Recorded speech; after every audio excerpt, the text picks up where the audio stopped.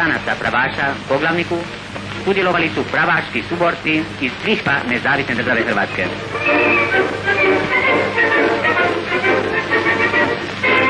Pravaši, sljedbenici Starčevićeve nauke, izrazili su svoju zahvalnost poglavniku, a svome bivšem najpožrtvovnijem članu i odborniku u velikoj borbi za oslobođenje i postignuće Hrvatske samostalne i nezavisne države. Poglavnik je u svome govoru istaknuo da smo doživjeli veliku sreću dočekavši ono na što su dugi vijekovi čekali.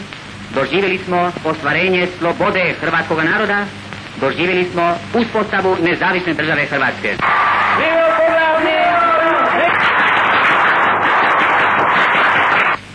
Pavelić izrazio je 16. rujna svoje visoko priznanje junačkom držanju i izvanrednoj hrabrosti hrvatskih domobrana koji su sudjelovali u uspostavi reda u Bosni. Hrvatskim domobranima upravio je poglavnik odlučne riječi o zavjetnoj dužnosti svakog pojedinog Hrvata u borbi za svete ideale domovine Hrvatske i roda hrvatskoga.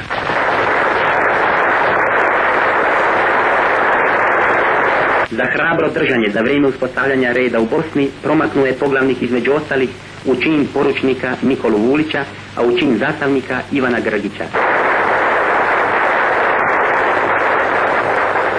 Doglavnik vojskovođa maršal Slavko Kvaternik čita imena ostalih promaknutih domobrana.